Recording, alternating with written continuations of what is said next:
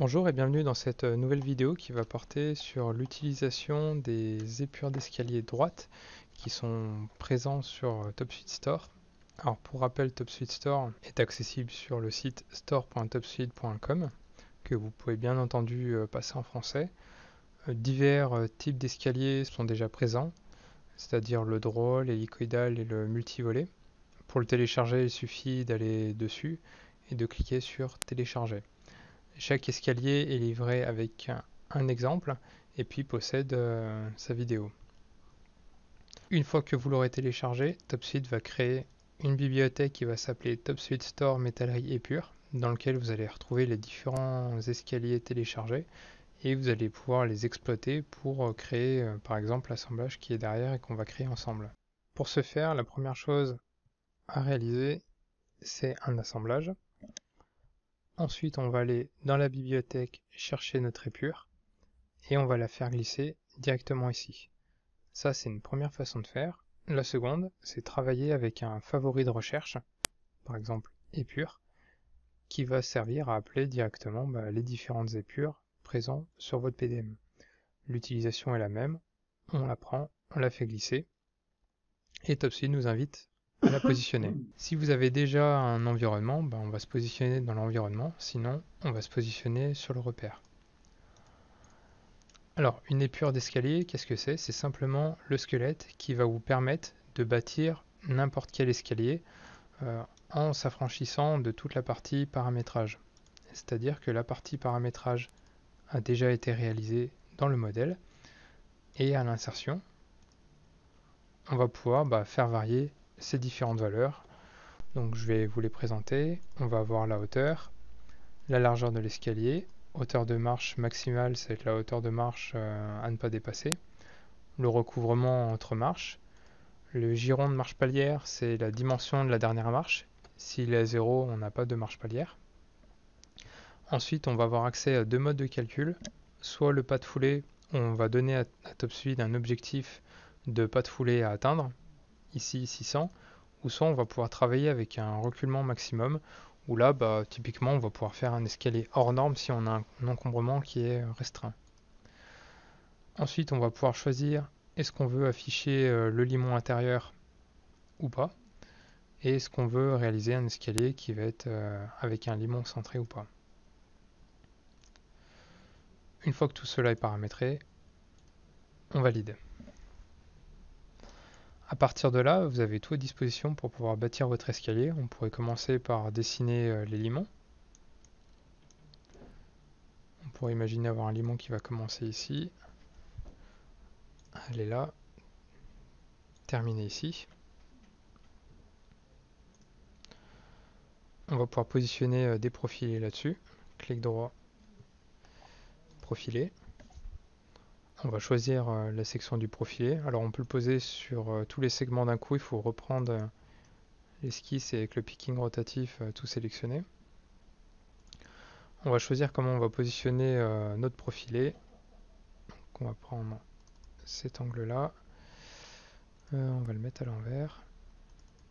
On va pouvoir mettre un petit décalage, ça garde la dernière valeur, moins 20 mm, c'est parfait. Et on va mettre dans l'encombrement. On valide. On va effectuer les différentes coupes. Clic droit, coupe d'onglet. Et pour l'autre côté, alors sur les profilés, je déconseille très fortement d'utiliser les pièces miroirs et la relation de symétrie. Je vous conseille plutôt de repositionner des profilés. Par contre, ce que vous pouvez répéter, c'est l'esquisse, histoire de ne pas la faire deux fois. Donc répétition symétrique, plan de symétrie ici. Voilà, donc on peut cliquer dessus pour reprendre la même valeur de profilé. Et on va le positionner là. Et ça va être dans l'autre sens. On va prendre le point extrême. Et remettre le décalage en bon sens. Coupe d'onglet. Voilà, on a déjà une bonne base. On va créer maintenant les différentes marches. Clic droit, pièce en place. Alors on peut activer la coupe dynamique pour cacher tout ce qui est entre vous et le plan d'esquisse. C'est ce que vous avez en haut à droite dans coupe. Et là on va pouvoir dire j'ai une marche qui va venir ici, là, là et là. En fait le dessin qu'on voit un peu affiché derrière en orange, c'est l'aplomb de la deuxième marche. Ici le point qui est là, vous avez le point de reculement. Et là vous avez l'aplomb de la première marche et bien entendu la première marche. On va rajouter quelques cotes. 50, 50, 30. Clic droit. En passant en tôle, on va pouvoir sélectionner la valeur. Par exemple, si je veux la mettre en 6 mm. Et là, on va lui dire limite. Tu extrudes jusqu'au plan qui est ici. Et votre marche est faite. Côté répétition, tout ça est intégré au motif. Vous avez juste à dire je fais une répétition. Cliquez sur le champ motif. Vous approchez d'ici. Et vous avez votre répétition qui est calculée. Alors pour la dernière marche, la marche palière, généralement elle est différente. Si elle est identique, vous avez juste à dire je répète la première marche et je la veux à la fin. Bon, dans notre cas, on va avoir un palier qui va être bien plus grand, donc on va pouvoir quand même la redessiner. Clic droit, pièce en place.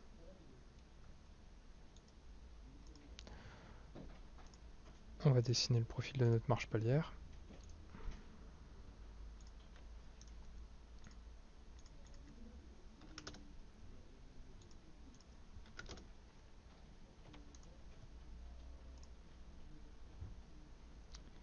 Clic droit jusqu'à un plan et on lui dit d'aller jusqu'ici. Et voilà votre escalier. Sans le savoir, vous venez de faire un escalier paramétré. Parce que si on se remet sur les purs, qu'on dit en fait mon escalier il faisait 3200, la largeur c'était plutôt 1500, la hauteur de marche elle est plutôt à 190 et la marche palière elle est à 1500.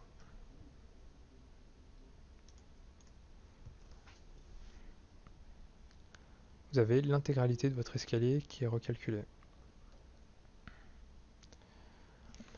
Si vous avez des questions sur ce modèle d'escalier ou que tout simplement vous rencontrez des difficultés à l'utiliser, je vous invite à poster des commentaires sur l'onglet commentaires présent sur TopSuite Store. Voilà, je vous souhaite un bon paramétrage d'escalier et vous dis à bientôt.